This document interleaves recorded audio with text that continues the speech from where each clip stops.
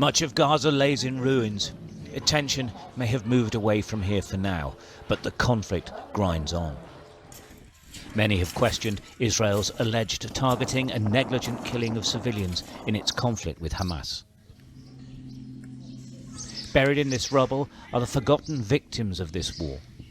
Often buried with them the stories of how they were actually killed. Some incidents are more high profile than others. This is the story of the death of one little girl. Her name is Hind Rajab, and she was 5. On January the 29th, with her uncle, aunt and 4 cousins, Hind crammed into a car to escape the fighting in the Tel Al-Hawa neighbourhood of Gaza City. Within minutes they were attacked. Their bodies and destroyed car were found 350 metres away from their starting point. These pictures, filmed by Sky News journalists inside Gaza, show the destroyed car. The black Kia Picanto is covered in bullet holes. Dozens of entry holes can be seen on the right-hand side of the car. After the initial attack, 2 people were still alive. Hind and her 15-year-old cousin Leanne, who spoke to the Palestinian Red Crescent, begging for help. Hello? Hello, مرحبا عمو. الو مرحبا. ايوه بتدخل علينا. الدبابة جنبي. انتوا متخبيين؟ في السيارة احنا جنبينا الدبابة. انتوا جوا السيارة؟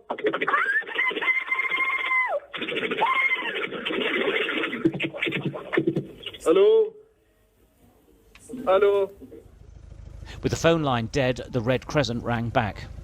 Hind answered. She was now alone in the car. The other family members all killed.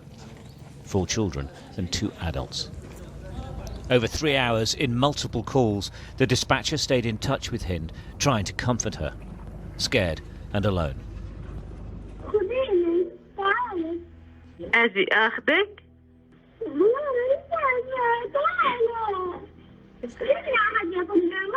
حبيبتي طيب ما أنا يا حبيبتي رح أجي أخذك. هلا عمو من الهلال عماله عم بنصك عشان إحنا نقدر نيجي ناخذك.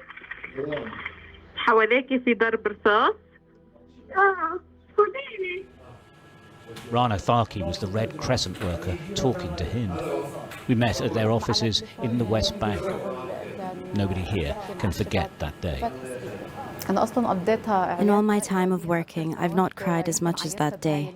I know Hind's not the only story. I believe there are many stories more distressing than this in Gaza, but it was difficult because I was the one handling it. After hours waiting for permission from the Israeli authorities, the Red Crescent say they received that permission to send help. This is disputed. The IDF says given the lack of forces in the area, there was no need for an individual coordination of the ambulance's route. The ambulance left from the Al-Hali hospital at 5:40 p.m. It was attacked a few metres short of the family car some 20 minutes later. This is the destroyed ambulance. Both paramedics were killed. And this is their radio communication with the Red Crescent in their final moments. خليك معي شايف السيارة أنت؟ مش شاغل السرينة واللواح؟ السرينة لا.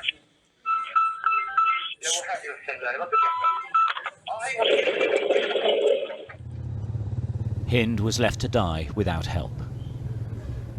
Weapons experts told Sky News that damage shows the ambulance was hit with a large caliber weapon, with the projectile's exit hole visible at the back of the vehicle. Any area it is announced as a military zone, we are completely denied access to it. So that's why we have to seek coordination. Without coordination to ensure safety of our teams, we could not send an ambulance. Sky News has examined satellite imagery taken on the day of the attack. It shows at least 15 military vehicles in the Tel Al-Hawa neighbourhood where the family's car was found.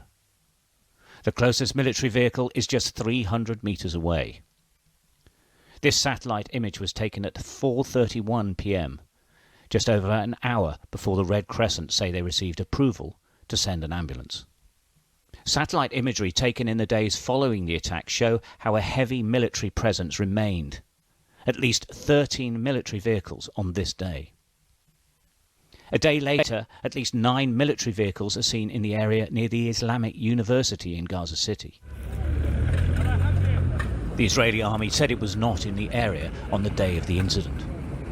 But their presence in the area was made public by them.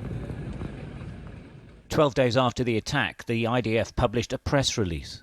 It said over the last 2 weeks they conducted raids on terror targets with forces operating in Shati and Tel Hawa neighbourhoods in Gaza. The press release was later deleted from the IDF website.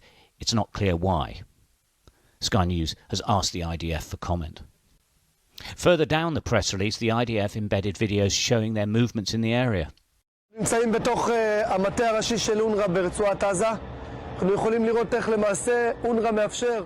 Sky News geolocated the IDF footage released on the 10th of February, which shows 3 forces, the 401st Brigade, the Shayatet 13 and 52nd Battalion, operating less than 650 metres from the car Hind was found in.